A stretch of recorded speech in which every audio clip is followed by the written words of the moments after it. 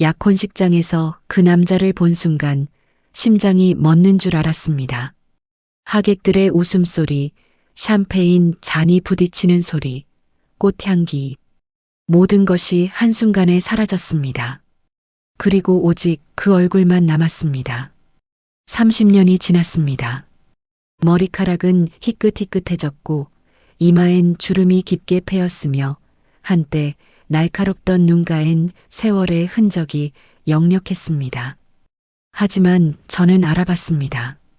단 0.1초 만에 인간의 뇌란 참으로 잔인한 것이어서 30년간 억누르고 지워왔던 기억을 그 얼굴 하나로 단번에 복원해 버렸습니다.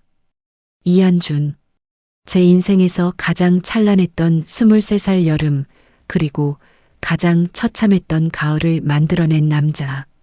저는 굳어버린 다리를 간신히 움직여 기둥 뒤로 몸을 숨겼습니다. 가슴이 두근거리는 게 아니었습니다. 두근거림이란 설레는 것입니다. 이건 달랐습니다. 심장이 쥐어짜이는 것 같았습니다. 숨을 들이쉬는데 공기가 들어오지 않았습니다. 왜 저 사람이 여기 있는 거지? 저는 아들의 약혼녀 가족에 대해 많은 것을 알지 못했습니다.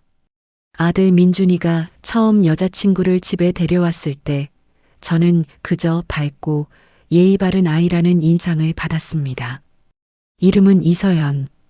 웃을 때 눈이 반달처럼 휘어지는 민준이가 오래오래 행복할 수 있겠다 싶었던 아이. 그 아이의 아버지가 설마 그 사람일 거라곤 꿈에도 생각하지 못했습니다. 약혼식 자리에서 양가 부모가 처음 인사를 나눈다는 건 알고 있었습니다. 저는 남편과 함께 단정하게 차려입고 나왔습니다. 남편은 제 긴장을 모른 채 오늘 유독 떨리네 하고 웃었고 저도 웃었습니다. 그것이 얼마나 다른 의미의 떨림인지도 모른 채 그리고 마주쳤습니다. 그는 웃고 있었습니다. 사교적이고 여유로운 처세에 익숙한 사람의 웃음이었습니다. 그 웃음마저 예전과 똑같았습니다. 세상을 다 가진 것처럼 자신이 누군가의 인생을 박살낸 것 따위는 기억도 하지 못하는 것처럼 그가 손을 내밀며 말했습니다. 안녕하세요. 신부 아버지 이한준입니다. 잘 부탁드립니다. 그 순간 저는 세 가지를 동시에 깨달았습니다. 첫 번째, 그는 저를 알아보지 못했습니다. 적어도 그 순간만큼은 제 얼굴에서 아무것도 읽지 못한 것 같았습니다. 30년이라는 시간이 저를 충분히 바꿔놓은 것이겠지요. 23살의 이정희와 53살의 이정희는 거울 속에서도 때로 낯선 사람처럼 느껴지니까요. 두 번째, 제 아들이 사랑하는 여자는 이한준의 딸이었습니다. 그 사실이 뇌리를 스치는 순간 위장이 뒤집히는 느낌이었습니다. 세 번째, 그리고 이것이 가장 무서운 것이었는데 저는 그에게 말할 수 없는 비밀을 가지고 있었습니다. 30년 동안 혼자 안고 살아온 단 한 번도 입 밖에 꺼낸 적 없는 이 결혼이 성사된다면 반드시 터져버릴 비밀을 남편이 제 팔을 살짝 잡으며 속삭였습니다. 여보, 인사해야지. 저는 미소를 지었습니다. 평생 연습해온 미소였습니다. 네, 반갑습니다. 신랑 어머니 이정희입니다.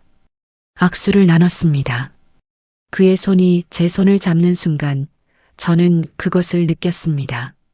손이 떨리지 않도록 온몸의 힘을 다 쥐어짜야 했던 그 느낌을, 그리고 그가 저를 바라보는 눈빛이 잠깐 흔들리는 것을 알아봤을까요? 아니면 그냥 제 착각이었을까요? 모르겠습니다. 그때는 정말 몰랐습니다. 다만 한 가지만은 알았습니다.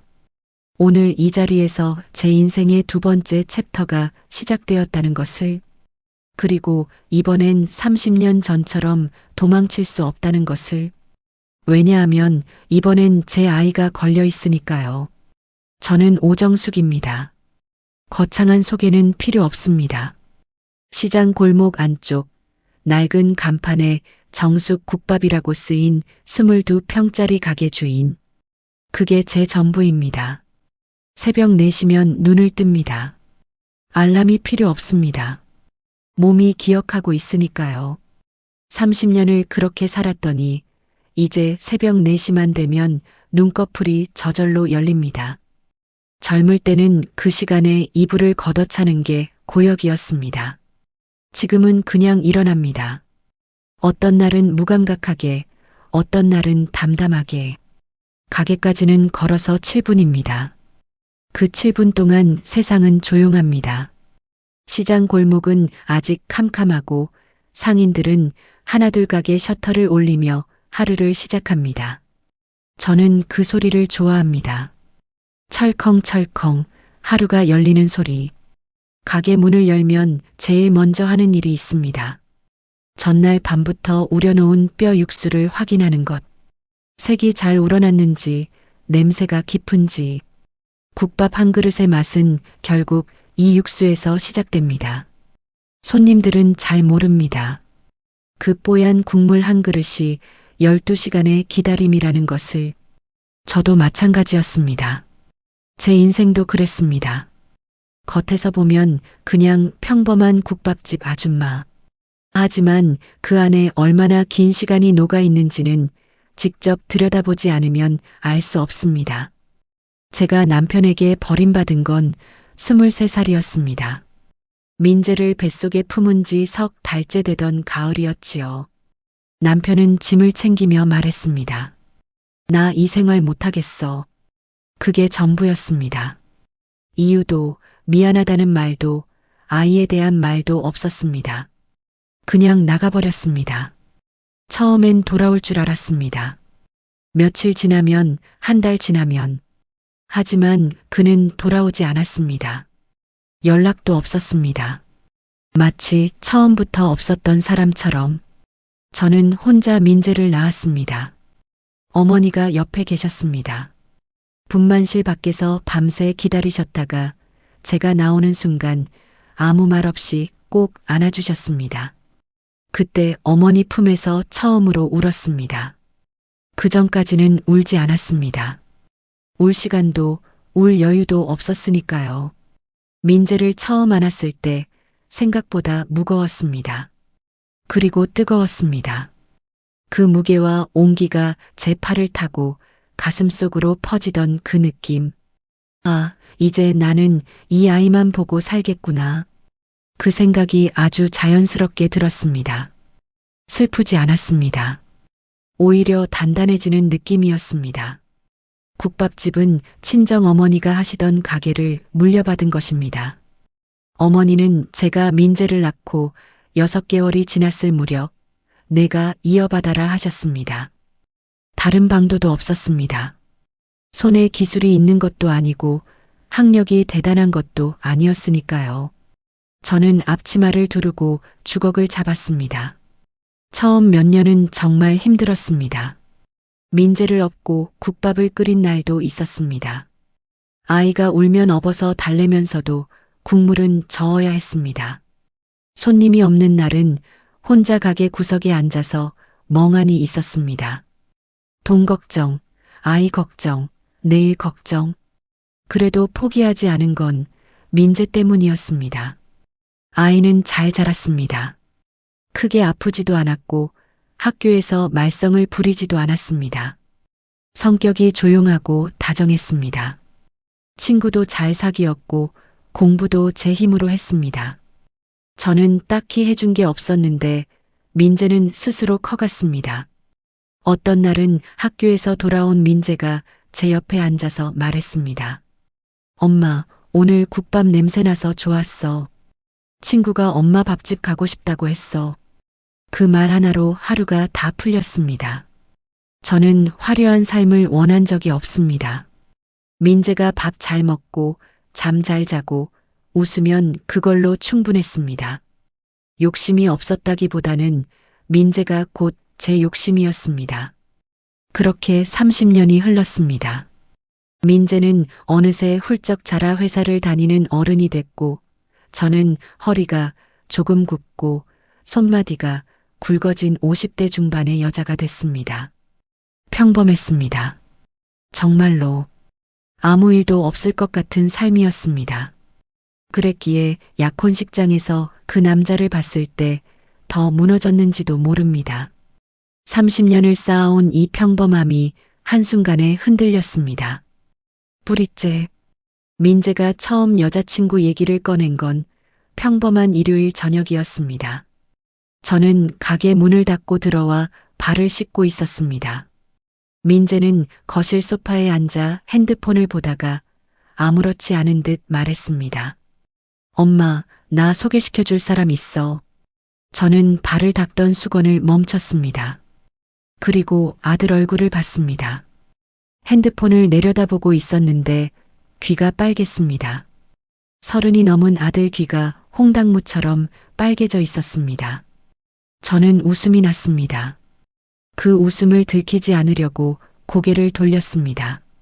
그래, 어떤 사람인데? 그냥 좋은 사람. 그냥 좋은 사람. 민재는 원래 말이 많은 아이가 아닙니다. 감정 표현도 서툽니다. 그런 아이가 그냥 좋은 사람이라고 말할 때 저는 알았습니다. 이건 보통 일이 아니구나. 민재를 키우면서 걱정이 많았습니다. 아버지 없이 자란 아이가 사랑을 제대로 할 수 있을까? 누군가에게 기대는 법을 알까?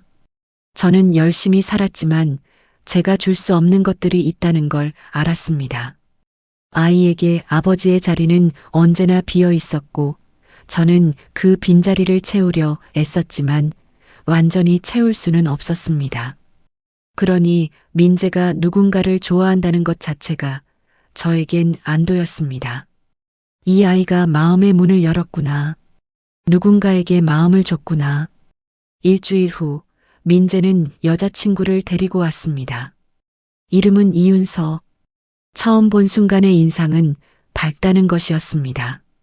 어두운 현관에 들어서는데 가게에 손님이 들어온 것처럼 공기가 환해지는 느낌이었습니다. 키는 민재 어깨쯤 왔고 머리를 단정하게 묶었으며 들어오자마자 두 손을 모아 꾸벅 인사했습니다. 안녕하세요, 어머니. 이윤서입니다. 잘 부탁드립니다. 목소리가 또랑또랑했습니다. 눈을 피하지 않았습니다. 저는 그 눈을 보는 순간 좋았습니다. 반듯한 아이다 싶었습니다. 어서 와요. 들어와요. 그날 저는 저녁을 차렸습니다. 특별한 것은 없었습니다. 된장찌개에 잡채, 계란말이, 가게에서 남은 재료로 만든 소박한 상차림이었습니다. 그런데 윤서가 밥을 먹으면서 말했습니다. 어머니, 이 된장찌개 정말 맛있어요. 시판 된장 아니죠? 뭔가 다른데. 저는 그 말에 웃었습니다. 맞아요. 친정 어머니가 담가주신 된장인데 이제 얼마 안 남았어요. 그럼 더 소중하다. 저 한 그릇 더 먹어도 될까요? 소탈했습니다. 꾸미지 않았습니다. 어른 앞이라고 어색하게 굳어있지도 잘 보이려고 과하게 구르지도 않았습니다. 그냥 자연스러웠습니다. 그 자연스러움이 좋았습니다. 민재는 옆에서 밥을 먹으면서 윤서가 말할 때마다 슬쩍 쳐다봤습니다. 그 눈빛을 저는 봤습니다. 흐뭇하고 조심스럽고 동시에 자랑스러운 눈빛. 아들이 그런 눈으로 누군가를 바라보는 것을 저는 그날 처음 봤습니다. 아, 이 아이가 내 며느리가 되겠구나. 마음속으로 그 생각이 들었을 때 저는 조용히 숟가락을 내려놓았습니다. 눈이 조금 뜨거워졌습니다. 들키지 않으려고 괜히 냉장고를 열러 일어났습니다. 혼자 키운 아들이 사람을 데려왔습니다. 밥을 같이 먹었습니다. 가게 앞 가로등이 주황빛으로 켜지는 저녁, 우리 셋이 작은 식탁에 둘러앉아 된장찌개를 먹었습니다. 저는 그 순간이 너무 좋아서 조금 무서웠습니다. 그 후로 윤서는 가끔 가게에 들렀습니다.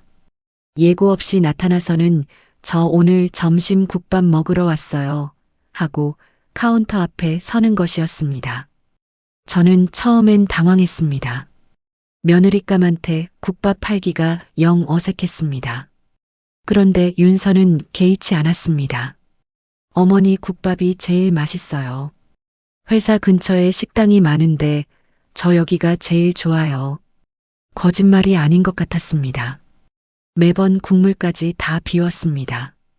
바쁜 점심시간이 지나면 가끔 설거지를 거들겠다고 나섰다가 제가 말려도 한사코 했습니다. 그러면서 이것저것 물었습니다. 육수는 어떻게 끓이는지, 고기는 어디서 봤는지, 이 가게는 얼마나 됐는지. 관심이 진심이었습니다. 어느 날은 손님이 없는 틈에 둘이 앉아 이야기를 나눴습니다. 윤서가 말했습니다. 어머니, 민재 오빠가 어머니 자랑을 정말 많이 해요. 혼자 키우신 거, 국밥집 꾸려오신 거. 오빠는 어머니가 제일 대단한 사람이래요. 저는 아무 말도 못했습니다. 민재가 그런 말을 했다는 게 저는 몰랐습니다. 아들은 저한테 직접 그런 말을 한 번도 한 적이 없었습니다. 무뚝뚝한 아이니까요. 그런데 좋아하는 사람한테는 했던 모양입니다. 저는 괜찮은 척 웃었습니다. 그리고 속으로 생각했습니다. 민재야, 잘했다. 정말 좋은 사람 데려왔다. 그 생각을 한 지 2달 뒤에 약혼식 날짜가 잡혔습니다. 그리고 저는 그 자리에서 모든 것이 뒤집히는 것을 경험했습니다. 그날 아침 저는 평소보다 일찍 일어났습니다.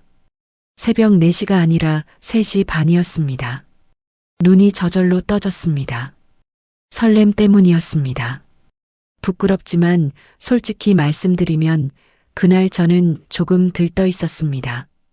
양가 부모가 처음 만나는 자리, 아들이 예약해둔 곳은 시내 호텔 레스토랑이었습니다. 민재는 며칠 전부터 신신당부했습니다. 엄마, 제발 국밥집 앞치마는 두고 가. 저는 웃으며 당연하지 했지만 사실 뭘 입어야 할지 몰라서 사흘 동안 고민했습니다. 결국 장롱 깊숙이 넣어뒀던 감색 재킷을 꺼냈습니다. 민재 대학 입학식 때 샀던 옷입니다. 한 번 입고 12년째 걸려있던 옷. 입어보니 품이 조금 달랐지만 그나마 제일 반듯해 보였습니다. 거울 앞에 섰습니다. 희끗한 머리카락, 깊어진 눈가주름, 국밥집 열기에 거칠어진 손. 저는 잠깐 그 손을 내려다봤습니다. 핸드크림이라도 바르자 싶어서 서랍을 뒤졌습니다. 민재가 지난 어버이날에 사다 준 것이 있었습니다. 아직 뜯지도 않은 것. 오늘은 좋은 날이니까. 저는 핸드크림을 꼼꼼히 바르고 버스를 탔습니다. 호텔 로비에 들어서는 순간 저는 주눅이 들었습니다. 번쩍이는 샹들리에, 대리석 바닥, 유니폼을 입은 직원들. 저 같은 사람이 자주 오는 곳이 아닙니다. 민재가 안내해준 레스토랑 이름을 핸드폰에 저장해 뒀는데 그걸 꺼내 확인하면서 복도를 걸었습니다. 문 앞에서 잠깐 멈췄습니다. 머리를 한번 매만지고 재킷 단추를 확인하고 숨을 한번 고르고 괜찮아. 아들 결혼시키는 자리잖아. 떨 것도 없어. 저는 문을 밀었습니다. 그리고 세상이 멈췄습니다. 레스토랑 안은 조용했습니다. 점심 전 이른 시간이라 테이블이 많이 비어 있었습니다. 민재와 윤서는 아직 오지 않은 모양이었습니다. 창가 쪽 테이블에 2사람이 앉아 있었습니다. 윤서 어머니로 보이는 단정한 여성, 그리고 그 옆에 앉은 남자. 남자가 고개를 들었습니다. 저와 눈이 마주쳤습니다. 강태준.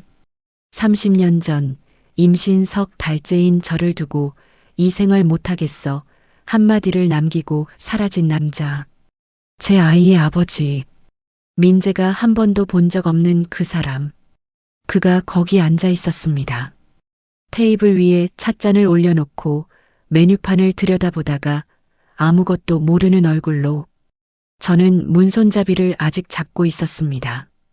다리가 움직이지 않았습니다. 머릿속이 하얘졌습니다. 아니, 하얘진 것도 아니었습니다.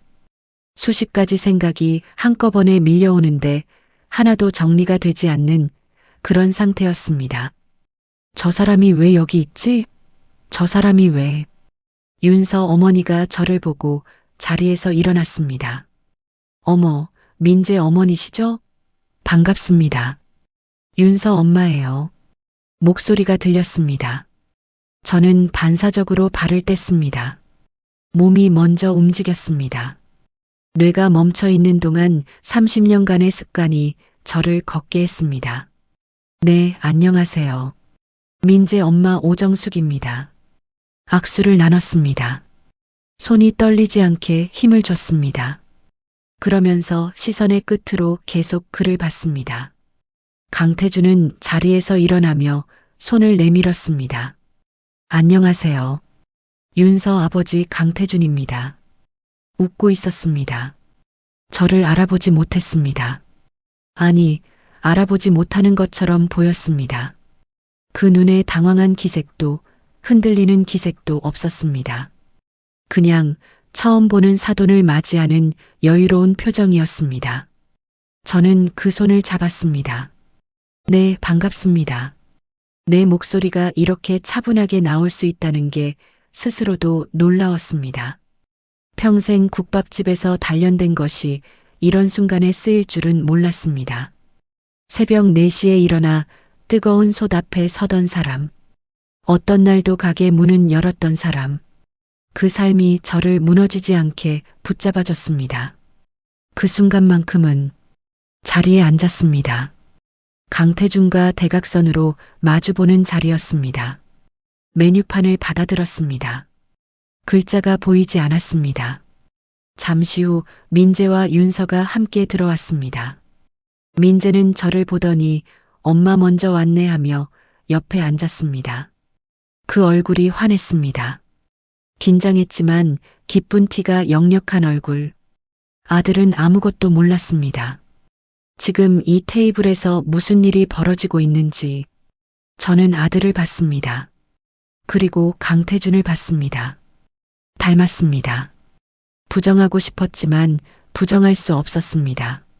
민재의 눈매, 콧대의 선, 웃을 때 입꼬리가 올라가는 방향. 저는 30년 동안 민재에게서 그것들을 볼 때마다 모른 척했습니다. 그냥 그렇게 생긴 것이라고, 저를 닮은 것이라고. 오늘은 모른 척할 수 없었습니다. 강태준이 민재를 보며 웃었습니다. 자기 딸의 약혼자를 살피는 눈빛이었습니다. 아무것도 모르는 얼굴로 저는 물잔을 들었습니다. 목이 탔습니다. 이 사람은 정말 모르는 걸까? 아니면 알면서 모른 척하는 걸까? 그것도 몰랐습니다. 아직은.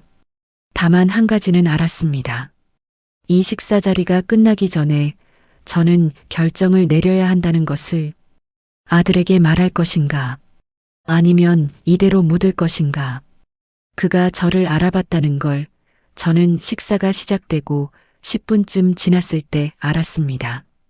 처음엔 몰랐습니다. 그도 능숙하게 감추고 있었습니다. 민재와 윤서에게 말을 걸고 윤서 어머니와 웃으며 이야기하고 와인을 권하고 완벽하게 자연스러운 사람이었습니다. 저는 그것이 진짜 모르는 것이라고 믿고 싶었습니다. 그런데 그가 물을 따르면서 제 쪽으로 잔을 밀어주던 순간 시선이 딱 걸렸습니다. 0.1초였습니다. 하지만 저는 알았습니다. 그 눈이 흔들렸습니다. 아주 잠깐 아무도 눈치채지 못할 만큼. 하지만 저는 봤습니다. 30년 전 그 눈을 제가 얼마나 오래 들여다봤는지, 그 눈이 거짓말할 때 어떻게 흔들리는지 저는 너무 잘 알고 있었습니다. 알고 있었습니다. 처음부터. 저는 시선을 내렸습니다. 수프스푼을 들었습니다. 손이 떨리지 않도록 그릇 가장자리에 살짝 걸쳤습니다. 식사 내내 민재와 윤서는 밝았습니다.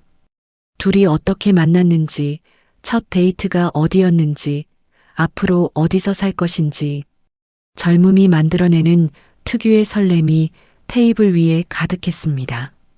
윤서 어머니도 살갑게 말을 건넸고 저도 웃으며 대답했습니다. 강태준은 말이 많지 않았습니다. 하지만 자리를 이끌었습니다. 적당히 웃고 적당히 끼어들고 분위기를 흐트러뜨리지 않았습니다. 세상을 오래 산 사람의 처세였습니다. 저는 그 모습이 낯설면서도 낯설지 않았습니다. 저를 떠난 뒤 30년을 그렇게 살아온 사람의 모습. 저는 코스 요리를 다 먹었습니다. 맛은 하나도 느끼지 못했습니다.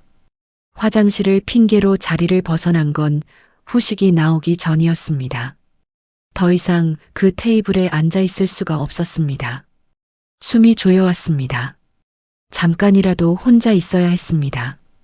복도로 나와 벽에 등을 기댔습니다.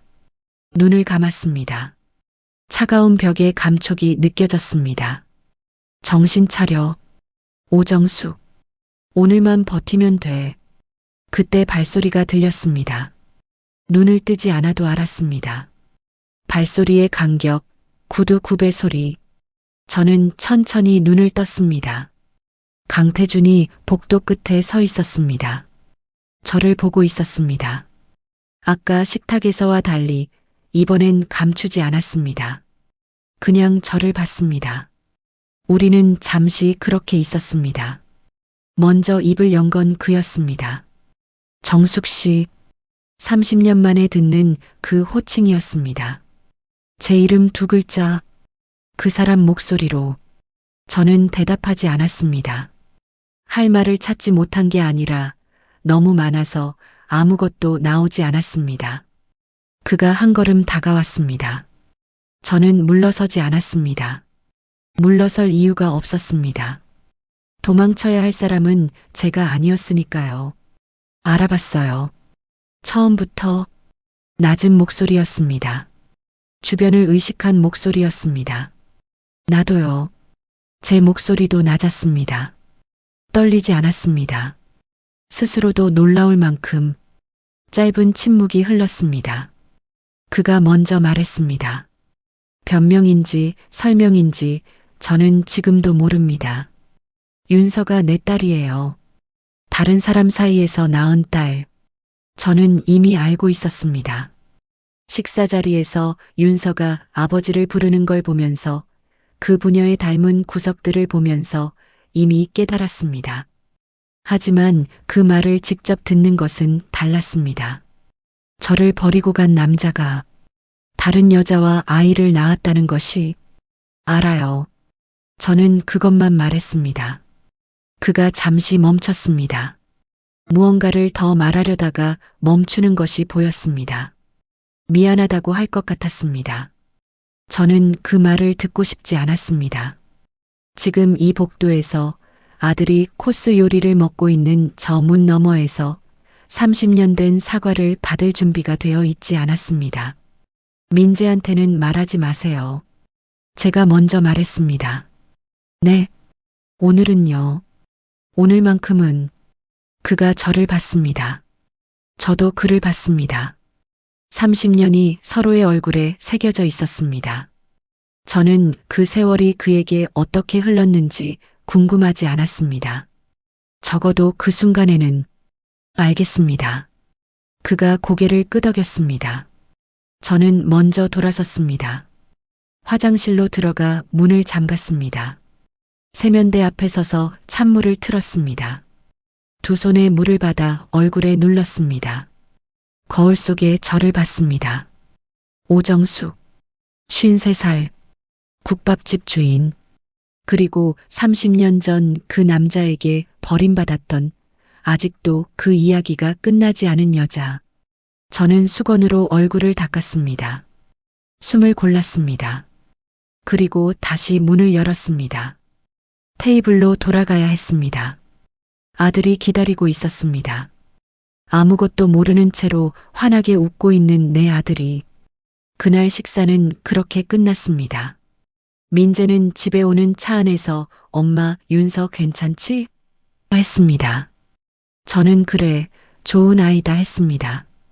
거짓말이 아니었습니다. 윤서는 정말 좋은 아이였습니다. 그것과 이것은 별개였습니다. 그리고 저는 그날 밤 처음으로 이 문제를 정면으로 마주했습니다. 이 결혼을 어떻게 할 것인가. 그날 밤 저는 잠을 자지 못했습니다. 누워 있었습니다. 천장을 봤습니다. 눈을 감았습니다. 다시 떴습니다. 시계를 봤습니다. 새벽 1시, 2시, 3시. 평소라면 이미 깊이 잠들어 있을 시간이었습니다. 몸은 지쳐 있었는데 머리가 멈추질 않았습니다. 생각은 계속 같은 자리를 맴돌았습니다. 민재와 윤서는 남매입니다. 그 문장이 머릿속에 박혀서 떠나질 않았습니다. 강태준이 복도에서 말했습니다. 윤서는 자신이 다른 여자 사이에서 낳은 딸이라고. 그리고 저는 알고 있었습니다. 민재의 아버지 역시 강태준이라는 것을, 제가 30년 동안 혼자 안고 살아온 그 사실을. 같은 아버지, 다른 어머니, 법적으로 생물학적으로 어떤 방식으로 따져도 두 사람은 남매였습니다. 그런데 그들은 서로를 사랑했습니다. 저는 민재가 윤서를 처음 데려왔던 날을 떠올렸습니다. 귀가 빨개진 채로 그냥 좋은 사람이라고 했던 아들. 윤서가 된장찌개를 2그릇 비우던 저녁. 가게에 불쑥 나타나 어머니 국밥이 제일 맛있어요 하던 윤서의 눈빛. 그 눈빛이 진심이었다는 걸 저는 압니다. 민재도 마찬가지였습니다. 그 아이가 누군가를 그렇게 바라보는 걸 저는 처음 봤습니다. 30년을 옆에서 지켜봤지만 민재가 그런 눈으로 세상을 보는 건 처음이었습니다. 두 아이는 진심이었습니다. 그리고 그 진심이 틀렸습니다. 처음부터. 저는 이불을 걷어냈습니다. 부엌으로 나와 물을 한 잔 마셨습니다. 창밖은 아직 캄캄했습니다. 시장 골목 가로등 하나가 깜빡이고 있었습니다. 누군가는 이 행복을 깨뜨려야 한다.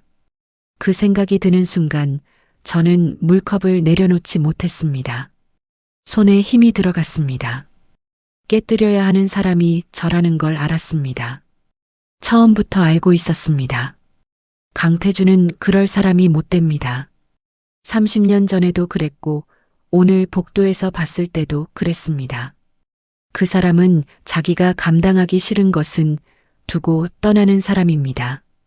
이번에도 누군가 먼저 나서주길 기다릴 겁니다. 결국 제가 해야 합니다. 어떻게 말할 것인가. 저는 부엌 식탁에 앉아 생각했습니다. 민재에게 어떻게 말할 것인가. 어디서부터 시작할 것인가. 30년 전 이야기를 꺼내야 합니다. 내 아버지가 강태준이라는 것. 그 사람이 나를 버리고 간 뒤 내가 태어났다는 것. 그리고 그 사람이 다른 여자 사이에서 낳은 딸이 바로 윤서라는 것. 말로 꺼내보니 더 잔인했습니다. 민재는 아버지에 대해 묻지 않았습니다. 어릴 때 한두 번 있었습니다. 아빠는 왜 없어? 저는 그때마다 엄마 아빠가 일찍 헤어졌어라고만 했습니다. 민재는 더 묻지 않았습니다. 눈치가 빠른 아이였으니까요. 엄마가 그 이야기를 하고 싶지 않다는 걸 알았을 겁니다. 그 아이에게 이제 와서 말해야 합니다. 내 아버지가 있다. 그 사람이 살아있다. 그리고 내가 사랑하는 사람의 아버지가 바로 그 사람이다. 저는 식탁에 이마를 댔습니다. 눈을 감았습니다. 어떤 방식으로 말해도 민재는 무너질 것입니다. 아버지에 대한 이야기에서, 윤서와 헤어져야 한다는 사실에서, 그 두 가지가 동시에 쏟아지는 날, 제 아들이 어떤 얼굴을 할지 저는 생각하고 싶지 않았습니다. 하지만 생각해야 했습니다. 날이 밝아오기 시작할 무렵 저는 결심했습니다. 말해야 합니다. 제가 말해야 합니다. 오늘은 아니더라도 이번 주 안에, 결혼 준비가 더 진행되기 전에, 두 아이가 더 깊이 얽히기 전에, 늦출수록 더 잔인해지는 일이 있습니다. 이것이 그런 일이었습니다. 저는 자리에서 일어났습니다. 앞치마를 두르고 가게로 나갈 준비를 했습니다. 새벽 4시, 여전히 캄캄한 골목. 평소와 똑같은 아침이었습니다. 하지만 똑같지 않았습니다. 오늘 이 가게 문을 열고 육수를 끓이고 하루를 보내고 나면 저는 아들에게 전화를 해야 합니다. 민재야, 엄마가 할 말이 있어. 그 한마디를 꺼내야 합니다. 그 한마디가 아들의 세상을 바꿔놓을 겁니다. 저는 가게 문을 열었습니다. 차가운 새벽 공기가 들어왔습니다. 솥에 불을 올렸습니다. 육수가 끓기 시작했습니다. 뽀얀 김이 피어올랐습니다. 저는 주걱을 잡고 솥을 저었습니다. 아들에게 줄 수 있는 것들을 평생 생각해 왔습니다. 따뜻한 밥, 깨끗한 잠자리, 뒷바라지, 그리고 진실. 진실도 제가 줘야 하는 것이었습니다. 그게 아무리 잔인한 진실이라 해도 민재에게 전화한 건 저녁 7시였습니다. 민재야, 엄마가 할 말이 있어. 오늘 집에 올 수 있어? 짧은 침묵이 있었습니다. 민재는 뭔가를 눈치챘는지 무슨 일 있어요? 하고 물었습니다. 저는 와서 이야기하자고만 했습니다. 전화로 할 수 있는 말이 아니었습니다. 1시간 뒤 민재가 왔습니다. 윤서도 함께였습니다. 저는 말리지 않았습니다. 어차피 두 사람이 함께 들어야 할 이야기였으니까요. 오히려 2번 말하지 않아도 된다는 게 그나마 다행이라는 생각이 들었습니다. 그런 생각을 하는 제가 스스로도 낯설었습니다. 두 사람이 소파에 앉았습니다. 저는 맞은편 의자에 앉았습니다. 식탁 위에 물 2잔을 올려뒀습니다. 제 손이 물잔을 놓는 순간 미세하게 떨렸습니다. 들키지 않으려고 빨리 손을 뗐습니다. 엄마, 왜요? 무슨 일이에요? 민재가 물었습니다. 눈이 불안했습니다. 윤서는 민재 옆에서 조용히 저를 보고 있었습니다. 저는 숨을 한번 고르고 입을 열었습니다. 처음엔 강태준 이야기부터 했습니다. 30년 전, 23살이었던 저, 사랑했던 남자, 임신 석 달에 버려진 것, 혼자 민재를 낳고 키운 것. 민재는 말없이 들었습니다. 표정이 굳어갔습니다. 윤서는 입을 살짝 벌린 채로 저를 봤습니다. 저는 멈추지 않았습니다. 멈추면 끝까지 말하지 못할 것 같았습니다. 그 남자의 이름이 강태준이라는 것, 그리고 강태준이 바로 어제 식사 자리에서 마주친 윤서의 아버지라는 것. 그 말이 나오는 순간 윤서의 얼굴이 하얗게 변했습니다. 그게 무슨... 윤서가 말을 잇지 못했습니다. 민재는 아무 말도 하지 않았습니다. 그냥 바닥을 봤습니다. 저는 계속했습니다. 민재야, 강태준은 내 아버지다. 그리고 윤서는 강태준이 다른 여자 사이에서 낳은 딸이다. 너희 둘은 아버지가 같다. 침묵이었습니다. 시계 소리가 들렸습니다. 냉장고 돌아가는 소리가 들렸습니다. 골목 어딘가에서 고양이 우는 소리가 들렸습니다. 평소엔 들리지 않던 소리들이 그 침묵 속에서 하나하나 들렸습니다. 먼저 무너진 건 윤서였습니다. 소리 없이 눈물이 흘렀습니다. 그러다 어깨가 흔들렸습니다. 그러다 그냥 주저앉았습니다. 소파에서 바닥으로 그냥 흘러내리듯이 두 손으로 얼굴을 감쌌습니다. 아니야, 아니야, 아니야. 작은 목소리로 중얼거렸습니다. 저는 그 소리를 들으면서 가슴 어딘가가 찢기는 것을 느꼈습니다. 윤서는 아무것도 모르고 있었습니다. 이 아이는 아무 잘못이 없었습니다. 처음부터 끝까지 이 아이는 그냥 사랑했을 뿐이었습니다. 민재는 윤서를 내려다봤습니다. 일어나서 안아줄 것 같았습니다. 그런데 움직이지 않았습니다. 움직이지 못하는 것 같았습니다. 그 자리에 돌처럼 앉아서 윤서를 보다가 천천히 저를 봤습니다. 그 눈이었습니다. 제가 가장 두려워했던 그 눈. 민재의 눈이 무너져 내렸습니다. 한꺼번에 어릴 때부터 쌓아온 무언가가 그 눈에서 다 허물어지는 것이 보였습니다. 엄마. 목소리가 낮았습니다. 떨리지 않았습니다. 그게 오히려 더 무서웠습니다. 왜 지금까지 숨겼어요? 저는 그 말에 대답을 준비하고 있었습니다. 며칠 동안 생각했습니다. 어떻게 설명할 것인가? 왜 말하지 않았는가? 무슨 말을 하면 아들이 조금이라도 이해해 줄까? 그런데 막상 그 눈을 보는 순간 준비했던 말이 다 사라졌습니다. 미안해. 그것밖에 나오지 않았습니다. 민재는 고개를 숙였습니다. 아무 말도 하지 않았습니다. 저는 그 침묵이 어떤 말보다 무겁다는 걸 알았습니다. 아들이 화를 내면 차라리 나았을 겁니다. 소리를 질러도 됐습니다. 그런데 민재는 그냥 고개를 숙이고 있었습니다. 30년 동안 아버지 없이 자랐습니다. 한 번도 투정 부리지 않았습니다. 묻지도 않았습니다. 그냥 컸습니다. 그 아이가 이제 와서 알았습니다. 아버지가 살아있었다는 것. 그리고 그 아버지가 사랑하는 여자의 아버지라는 것. 저는 아들에게 두 가지를 한꺼번에 빼앗았습니다. 아버지에 대한 환상과 사랑하는 사람. 민재야. 대답이 없었습니다.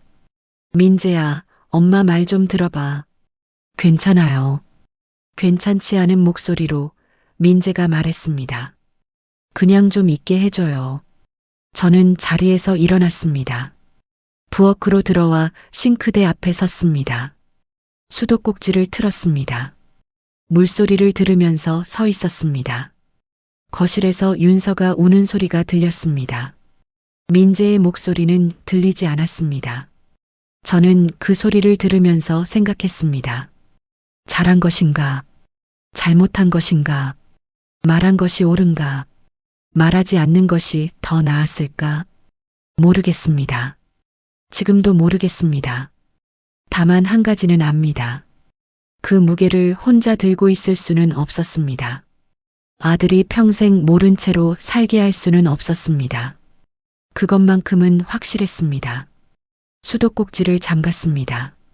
저는 다시 거실로 나가지 않았습니다. 그날 밤 저는 부엌 의자에 앉아 날이 밝을 때까지 있었습니다. 민재는 사흘 동안 연락이 없었습니다. 전화를 하지 않았습니다. 문자도 없었습니다. 저는 핸드폰을 손에서 놓지 못하면서도 먼저 연락하지 않았습니다. 그 아이에게 지금 필요한 건 엄마의 목소리가 아니라 혼자 있을 시간이라는 걸 알았습니다. 30년을 옆에서 키웠으니까요. 민재가 무너졌을 때 어떻게 추스르는지 저는 알고 있었습니다. 조용히 가라앉았다가 스스로 일어납니다. 그 아이는 늘 그랬습니다. 그래도 사흘째 되던 밤엔 잠이 오지 않았습니다. 혹시 밥은 먹고 있는지, 잠은 자는지, 너무 혼자 있는 건 아닌지. 엄이라는 것은 참으로 어리석어서 아이가 상처받은 걸 알면서도 그 상처 옆에 붙어 있고 싶어집니다. 저는 새벽 2시에 민재 방문 앞에 섰습니다. 불이 꺼져 있었습니다. 문 앞에서 귀를 기울였습니다. 숨소리가 들렸습니다. 자고 있었습니다. 저는 그냥 돌아왔습니다. 잠든 것만으로도 그걸로 충분했습니다. 나흘째 아침 민재가 먼저 부엌으로 나왔습니다. 저는 국을 끓이고 있었습니다. 민재는 아무 말 없이 밥상 앞에 앉았습니다. 저도 아무 말 없이 밥을 차렸습니다. 된장찌개, 계란말이, 깍두기. 둘이 마주 앉아 밥을 먹었습니다. 한참 후에 민재가 먼저 말했습니다. 윤서랑 헤어졌어요. 저는 숟가락을 내려놓지 않았습니다. 그냥 계속 밥을 먹었습니다. 그래야 민재도 계속 먹을 것 같았습니다. 그랬구나. 어쩔 수 없잖아요. 담담한 목소리였습니다.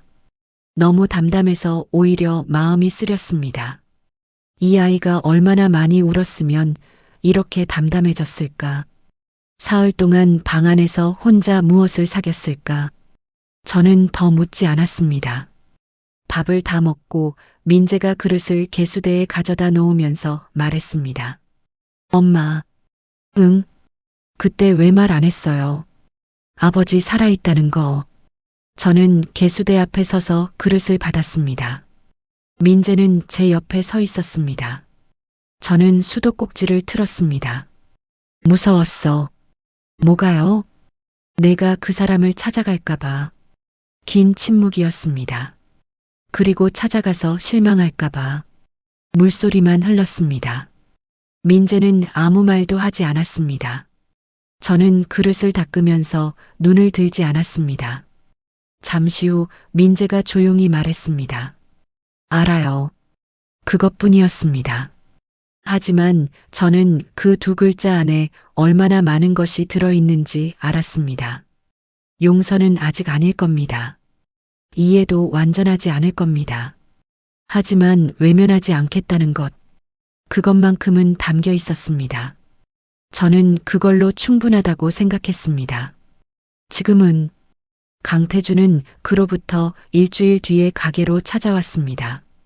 점심 장사가 끝날 무렵이었습니다. 손님이 빠진 가게에 혼자 남아 테이블을 닦고 있었는데 문이 열렸습니다. 고개를 들었더니 그가 서 있었습니다. 정장을 입고 있었습니다. 어색해 보였습니다. 이런 가게에 정장 차림으로 오는 사람은 없습니다. 저는 행주지를 멈추지 않았습니다. 앉아요. 그가 구석 자리에 앉았습니다. 저는 국밥 한 그릇을 내줬습니다. 그가 당황한 표정을 지었습니다. 저는 그냥 맞은편에 앉았습니다. 드세요. 할 말은 다 먹고 해요. 그가 천천히 숟가락을 들었습니다. 한참 후에 그가 말했습니다. 윤서가 많이 힘들어하고 있습니다. 알아요. 미안합니다. 정숙 씨한테도 아이들한테도. 저는 그 말을 들었습니다. 오래 기다렸던 말이었습니다. 그런데 막상 들으니 아무것도 느껴지지 않았습니다. 분노도 서러움도 허탈함도 그냥 오래된 이야기처럼 들렸습니다. 30년이라는 시간이 감정을 그렇게 만들어 놓은 모양이었습니다. 강 씨, 그가 저를 봤습니다. 그 미안하다는 말, 나한테 할 게 아니에요. 민재한테 해요. 그 아이가 살면서 한 번도 아버지 있다는 소리 못하고 자랐어요. 그게 어떤 건지 강 씨는 알아요? 그가 고개를 숙였습니다. 저는 더 말하지 않았습니다. 할 말을 다 한 것 같았습니다. 그가 돌아간 뒤 저는 가게 문을 닫았습니다. 의자를 하나 끌어다 문 앞에 놓고 앉았습니다. 시장 골목이 보였습니다. 상인들이 하나둘 짐을 싸고 있었습니다. 오늘도 하루가 저물고 있었습니다. 저는 생각했습니다. 어른의 잘못이었습니다. 강태준이 떠난 것도 제가 30년간 숨긴 것도 그 잘못들이 쌓여서 결국 아무 죄 없는 두 아이에게 떨어졌습니다. 민재가 짊어졌습니다. 윤서가 짊어졌습니다. 그 무게는 그 아이들 것이 아니었는데 그 생각을 하면 지금도 가슴이 아픕니다. 하지만 저는 믿습니다. 무너진 인생도 다시 시작할 수 있다는 걸, 그게 틀린 말이 아니라는 걸 저는 압니다. 제가 증거니까요.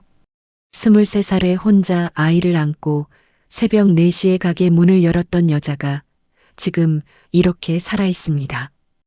허리가 굽고 손마디가 굵어졌지만 살아 있습니다. 민재도 살아낼 겁니다. 윤서도 살아낼 겁니다. 그 아이들은 저보다 훨씬 단단하니까요. 저는 자리에서 일어났습니다. 내일도 새벽 4시에 눈이 떠질 겁니다. 가게 문을 열고 육수를 끓이고 하루를 시작할 겁니다. 달라진 것은 없습니다. 달라진 것은 없어야 합니다. 그게 제가 살아온 방식이었습니다. 무너진 날에도 가게 문은 열었습니다. 그리고 오늘도, 내일도,